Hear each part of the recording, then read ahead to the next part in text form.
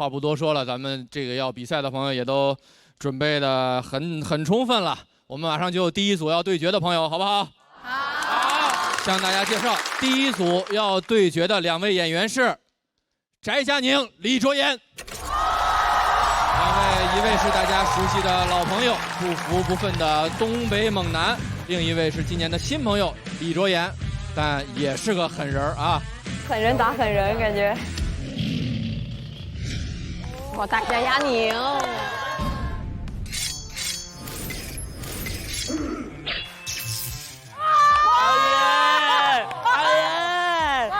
狠人对狠人啊！翟佳宁和李卓妍那个太帅了。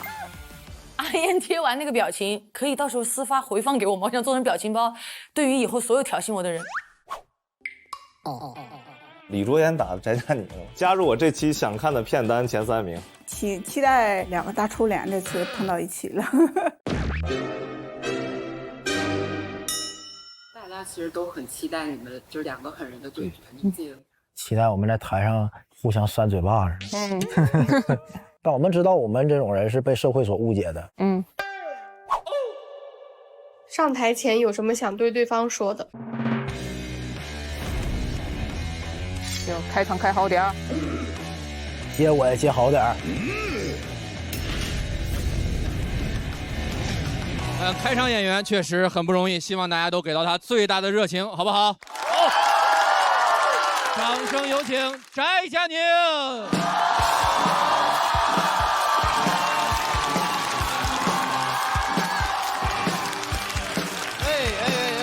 谢谢大家，谢谢大家。大家好，我是翟佳宁，谢谢。哎呦，给各位分享一个我平时最爱看的那个科技发布会，朋友们，就是每年的那个315晚会，你知道吗？315晚会在我心里是真正的黑科技发布会，黑心棉、黑心肉啊！你知道普通的那种科技发布会已经给不了我惊喜了。你知道手机里每次什么多个摄像头啊，车里多个冰箱没有意思，但你告诉我穿的内裤里有毒，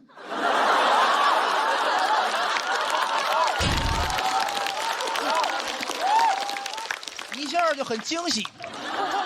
而且你知道315晚会啊，它从来不延迟满足我。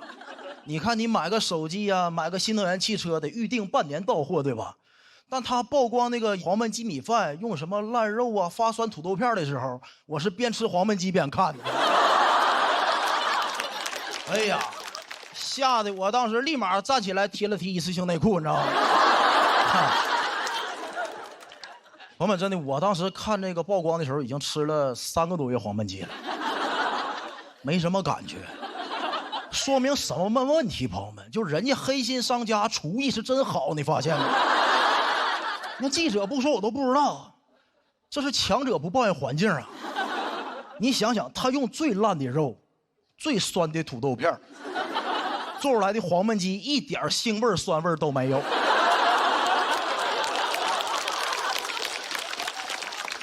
西湖醋鱼啊！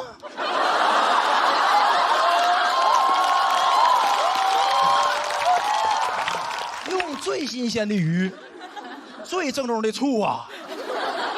做出来又酸又腥啊！我都替西湖醋鱼臊得慌，说实话。朋友们，你看《舌尖上中国》是中间停更7年了，315晚会可年年都有食品安全问题，我感觉得做一个《舌尖上315》了，就告诉那帮大厨，高端的厨艺往往只需要采用最肮脏的食材，你知道吗？朋友们，很多人提到食品安全，是不是会脑袋蹦来3个字预制菜？我喜欢预制菜，我是急性子。哇，现在菜上的是真快，很多商家那个为了证明它快，给你放个沙漏，对不对？我前2天去吃那个现烤活鱼，朋友们，那个烤鱼上的快到什么程度？比沙漏上的都快。刚点下单，鱼就端上来了，服务员感觉不对劲儿，才把沙漏拿上来。我点了3个菜：现烤活鱼、现烤羊排、现炒小龙虾。上的最慢的是可乐。哎呀，我第2天中午去吃的麦当劳，他怎么好意思管自己叫快餐呢？我足足等了4分半呢。这要吃烤鱼我都到厕所了，我跟你讲。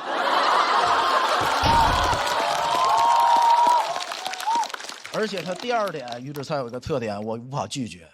我是一个中国人，也是一个金牛座，这就导致我是拼某饭的饭圈的脑残粉。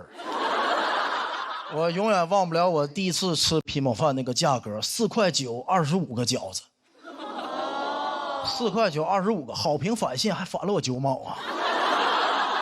如果到店自取还能便宜1块钱，但我放弃了，因为共享单车要1块5，你知道吗？哎，朋友们，也就是说这份饺子的极限价格是3块钱25个，3块钱25个，朋友们，这个老板在我心里慷慨的都有点抠门了，咱还差那3块钱吗？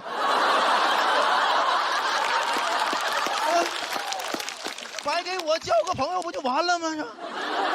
很多人说你不怕这里有什么瘦肉精吗？有什么我都接受他。真的，3块钱25个饺子，我包容他一切，吃出来头发算老板送我周边，你知道吗？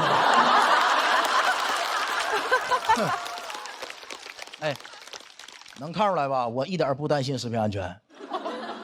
为什么？我有充足的理由啊！我小时候吃过苏丹红鸡肉，喝过3聚氰胺奶粉。那句话怎么说？就是当你淋过暴雨之后啊，我都不打伞了，真的。我就不怕下雨。说实话，看见今年315曝光那个什么虾仁保水剂放多了，看的时候有点失望啊。那也不够劲儿啊，这玩意儿。那你看保水剂，它起码还算食品添加剂，让放。3聚氰胺苏丹红危险化工用品。苏丹红是做有机染料染色的，3聚氰胺是做装修板材用的。我这身体已经练出来了。就这么说，明天末日来了，我啃墙皮喝机油我都能活下去。你知道朋友们，苏丹红是代谢不了的吗？在我体内都20多年了，我现在体内苏丹红都立了个牌子，我在翟佳宁血液里很想你，你知道吗？哎呀妈，等了20多年了，等来个保水剂，保水剂副作用是什么？骨质疏松，废物。根本看不起他。包括去年曝光那个什么大爷大妈做酸菜时候用脚踩，他那脚都敢吃，我跟你讲。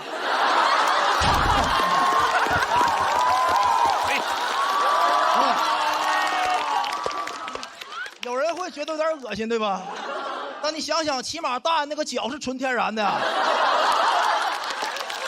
你应该庆幸啊，大爷还没穿一次性袜子，你知道吗？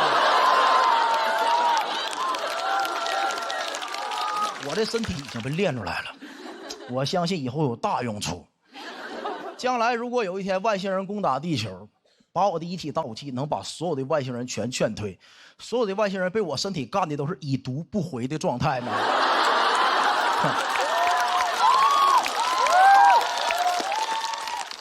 到时候啊，外星人把我的身体遗体拿走去研究，什么玩意儿这么厉害啊？化验我的身体里，哇，有这个苏丹红抗体、保水剂抗体、3聚氰胺抗体，哇，难怪这么厉害，这是个真三体人呐，这是个。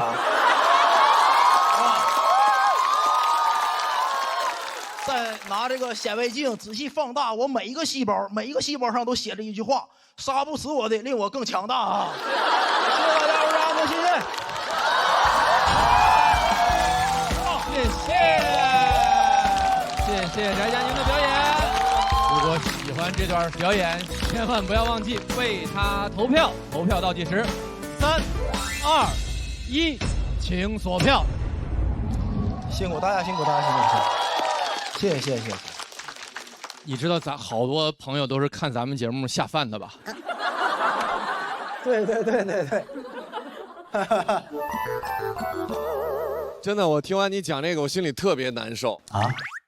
我特别喜欢吃黄焖鸡里边那个蘑菇，我觉得它特别入味儿。没事，发酸的是土豆片。不是，我现在才知道那是别人的。哎呀，没事，也许是长出来的，大爷脚上长出来的。行了啊，不用，可以了。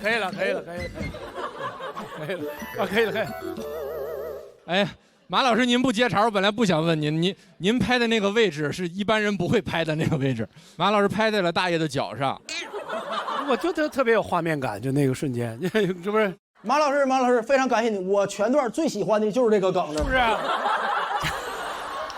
开场就本来就难嘛，我觉得特别好。谢谢。整场我很高兴，我看他那个对手打了个哈欠，我不知道什么意思。没，阿妍老师是个非常好的女孩。又炒谁去？不至于吧？观众朋友们，不至于。真的，昨天我们聊了，就我们这张脸会容易被人误解啥的，对。哦，昨儿就聊了。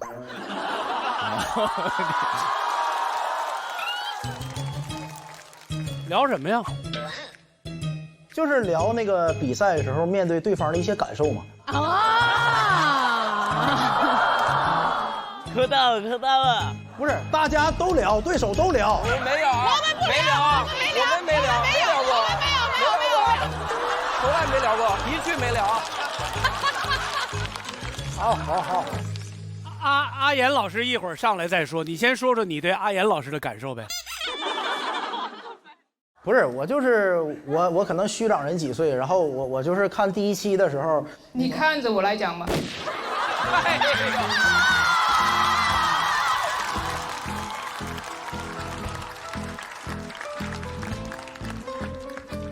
我也看进去了，我是主持人啊。哦，对，我是嘉宾哈，嗨，这全乱套了。来，翟佳宁、李卓妍，你觉得你们的 CP 名叫做小酌佳酿怎么样？好，小酌佳酿好听哈。不是，咱是个恋综啊，是怎么着？干嘛？别观察了，就是我看那个阿妍第一期在台上，有人也说她凶嘛。然后我就能理解他，就是因为我第一季来的时候，也有人说我就是瞅着素质比较低啊，会干很多坏事啊什么的。对，你就是淋过暴雨的人，也就无所谓了，是这意思？无所谓了，伞我扔了。就所以，我就是鼓励他，没有事，这都是世人对咱们的误解，无所谓。谁说那个喜剧人非得就是在台上嘻嘻哈哈的，严肃也能好笑着。我特别喜欢佳宁今天的表演，就我觉得他是一个射程范围很准的猎手。整个讲的过程中，是我第一次听脱口秀的时候，有了很多味觉的，就是有味道的感觉，哈喇子，就很多味道漂浮在空气之中，很丰富啊，所以整个表演我很喜欢。谢谢。然后你讲那个大爷，就是采酸菜那一段，我不知道为什么我脑海里浮现的就是马老师在。难怪拍灯。你关注的是大爷还是酸菜？你这是。哎，马老师，你觉得佳宁能不能去你们节目？我觉得如果您能来我们那儿，简直是我们的荣幸。当然也要先看看阿妍的表现。要去一起去，对不对？对，因为我们那还是有很多爱情戏的啊。我在这舞台上第一次看见翟佳宁这么青涩和害羞。哎呀，这个本来就是粉色的吗？这个就是是我看错了吗？还是怎么着的？啊，老翟非常好，非常好，尤其今天第一个表演，他这个不管不顾这个劲头子，确实是这搁别人还真来不了。这开场这会儿不是他，还真别人不好来。谢谢啊，谢谢大家热情，给捧场上。非常典型的社会批判。你乐完了以后，你回家琢磨，你吃的是啥？问问佩纯姐，应该是第一次看翟佳宁的演出。对呀，她的外形我好喜欢哦，就是很 man 的那种。可是她心思很细腻。其实你刚刚讲到内裤有毒的时候，我就拍了，因为我很重视这些事情的。现在我有2个宝宝嘛，所以我对食品安全啊，对这些吃的用的，我都是很专注这些的。但你把我的焦虑都给讲没了。我现在不怕了，没关系。宝宝怕，害怕还是怕？其实我一直很想要参加，就是主持相亲节目，所以我今天也算来对了。粉红色泡泡。那所以你还是真心的，你讲讲他，你喜欢他哪一些优点？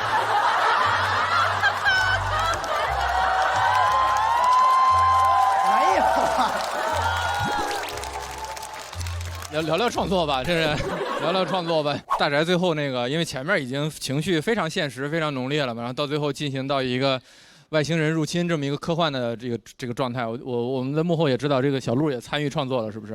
就是跟大宅有聊这个稿子嘛，因为大宅他一直都是非常专注的写观察式喜剧嘛，然后他自己也会说感觉没有那么燃什么的，然后所以他写的这个稿子我们也有聊一下。就是本来啊，陆姐建议我要上升一段那个有力量的嘛，那最后一段什么杀不死我更强大，按照我的个性，我就收在吃脚，那就是特老。我感觉老好了，那太棒了，那我想到那梗的时候我都跳起来了，真的。那陆姐说要传递一些那个能量，非常感谢陆姐的提醒。她说完之后，我也感觉非常有道理，完了就加了那些。就是后面显得多余的那一部分是陆姐写的，是吧？这就是脱口秀的神奇之处。你停在那儿，可能大部分的观众觉得意犹未尽，但是马老师特别开心，可能是这么一个。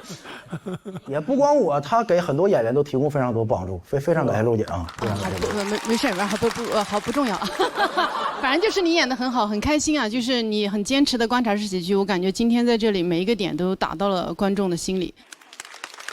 好，恭喜大宅，大宅获得了气氛组的4票满票作为开场演员，非常不容易。那为了对决的公平，我们暂时不公布他的观众票数，结束之后统一揭晓。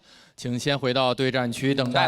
加油，加油！下一位朋友虽然是新人面孔，我相信你们已经非常期待他的演出了。我要跟大家说，他的风格确实也非常的独特，杀到了很多的观众。掌声有请李卓妍。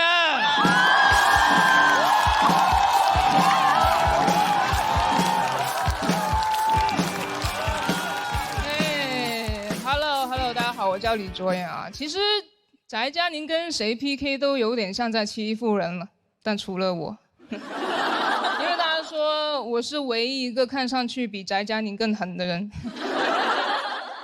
我跟他 PK 算是以暴制暴，但其实我是一个很温柔的人了。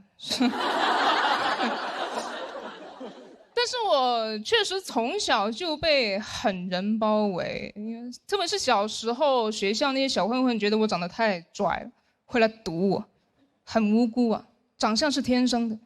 有人一出生就在罗马，我一出生就在罗马斗兽场。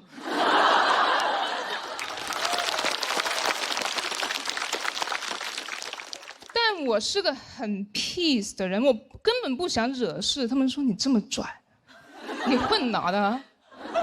我说我混2次元的。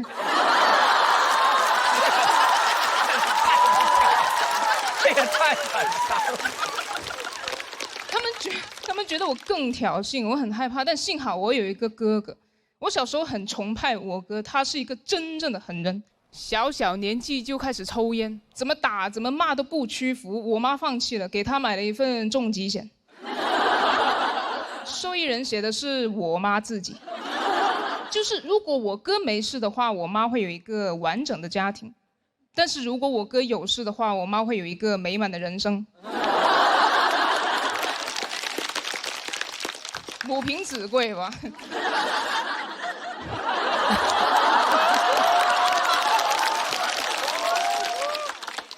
我哥还喜欢带着刀出门，然后旷课去 KTV， 家里人不给他钱之后，他找了份兼职，挺适合他的，在 KTV 切果盘。所以我在外面被别人欺负，我第一时间想到他，我问他怎么办，他跟我说很简单，你要么打赢他们，要么加入他们，但是你是我的亲妹妹，你不能加入别的帮派。我来教你怎么打。哎，我哥啊，是我认识打架最厉害的人了，他要教我打架，不直接来学校帮我打。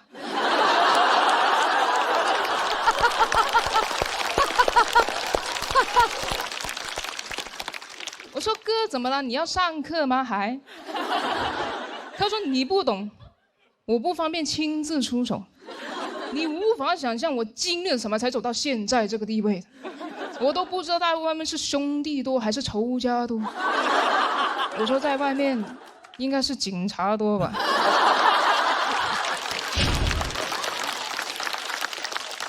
斗都说你不懂了吧？那叫条子。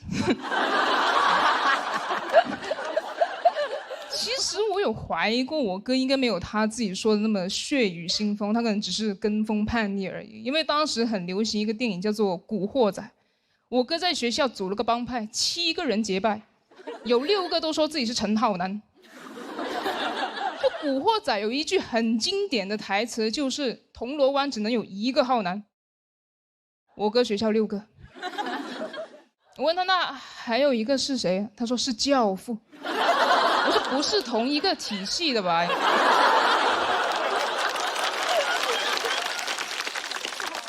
他还去纹了一个陈浩南的同款纹身，这么大一条过肩龙，纹了好几个小时啊！我用圆珠笔给他。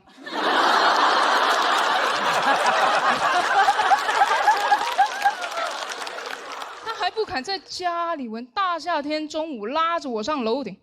当时阳光晒在他身上，晨光握在我手里。热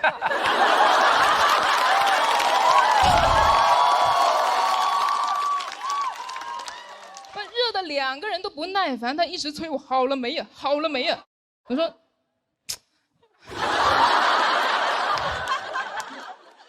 不太确定他是不是真的很会打，但肯定是不太会教哈，因为他采用的教学方式居然是实战训练。老大哥亲自跟我打，哎呦，毫无保留啊！毕生所学全使在我身上。我哥没把我当外人，也没把我当人。训练频率也是看我哥心情哈，一般是2天1练，啊，如果他心情不好就1天2练，蛮有趣的。其实因为他会放着音乐来打嘛，就我很容易能掌握他出招的节奏，就是那首歌一到重音他就会出拳，我按节奏躲就行了。跟玩劲舞团一样的。但是我这辈子最讨厌的一首歌就是《霍元甲》。这首歌重音太多了，太密集了。嚯，半个8拍出了8拳。唱 K 的时候，别人一点这首歌我都想哭。我的朋友跟我说，他说啊，这首你也能哭吗？我说你不懂，太痛了。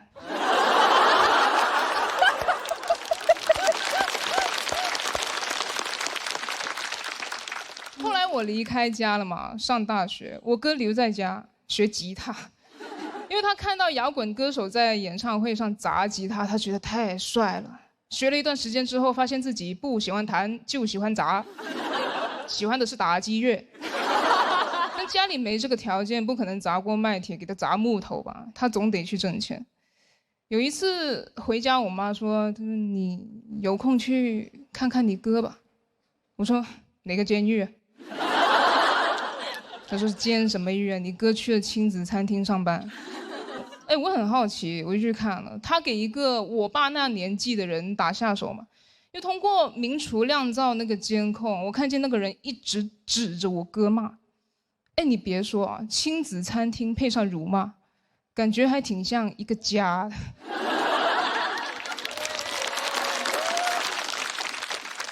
不同的是，以前我哥肯定会顶嘴甚至还手，但现在他只是一直在和面，不停和，和。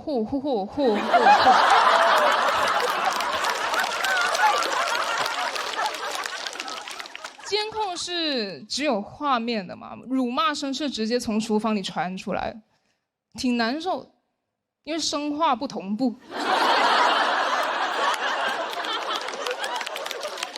心酸，肯定心酸，但也庆幸吧，因为我以为他迟早会进局子，结果进了个饭店，就感觉命运的齿轮卡了一下，刚好卡在了饭点。那喜欢玩刀，在厨房里工作；喜欢当大哥，在亲子餐厅，有的是人喊他大哥哥。也不用担心外面是兄弟多还是仇家多，现在外面骑手多。我觉得我哥变得有点陌生了，但其实还是很熟悉。后来我跟他说，我说，哎，我看到那个人骂你的时候，我真的很紧张，总觉得你随时会给他一拳。我哥说，你不懂，我不方便出手。面团好粘手，聊到这里吧，谢谢大家。谢谢。谢李卓妍的表演。喜欢他这段表演的观众朋友们，千万不要忘记为他投票。投票倒计时，3、2、1，请锁票。再次谢谢李卓妍。讲完就回到这个狠狠的状态了。但是呢，卓妍虽然在台上看起来非常狠，但她在台下是一个非常贴心而且善良的人。我第一次见面是上次，然后我嗓子特别难受当时，然后她呢拿了一个就是类似于口喷上的东西，然后过来就说：“哎，航哥，给你。”我说：“这是你的口喷。”然后他往前走了3步，一转头，你的。他其实是一个特别特别好的人。哦，他笑了，他笑了，他笑了。真的，但因为我们第一赛段说导演组做了个统计，说整个第一赛段录挺长时间，2天，阿燕一共笑了3次，一直是一个特别狠的人。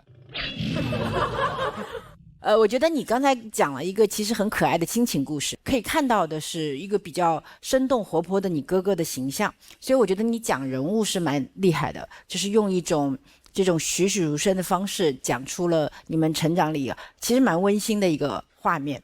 所以我就觉得你很具有编剧能力，然后我拍在了那个阳光洒在我身上，晨光握在我手里，就是我就觉得此处有商机啊，晨光找你合作一下呀，非常好，很喜欢这个段落，谢谢。干嘛？对他的那个语言里面，我就能听到他哥哥那个形象，我也不知道为什么，我老想起翟佳宁来。是不是啊？就是一般有一个这样的妹妹，就会有一个长成那样的那个哥啊。你给我们看看你的过肩龙，我看看你。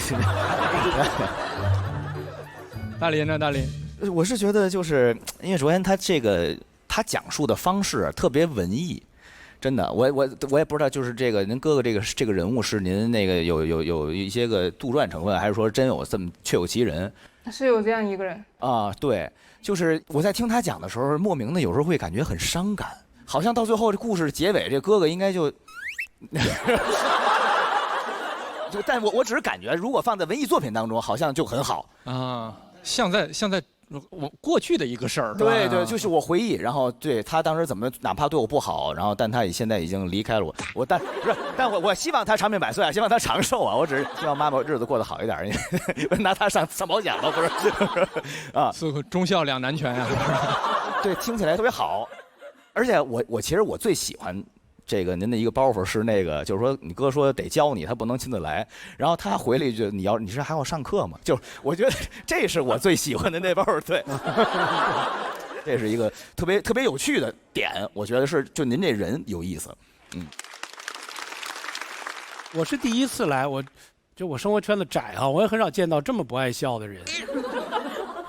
不爱笑的人，他那个内心活动是什么样的呢？很澎湃，很澎湃。爱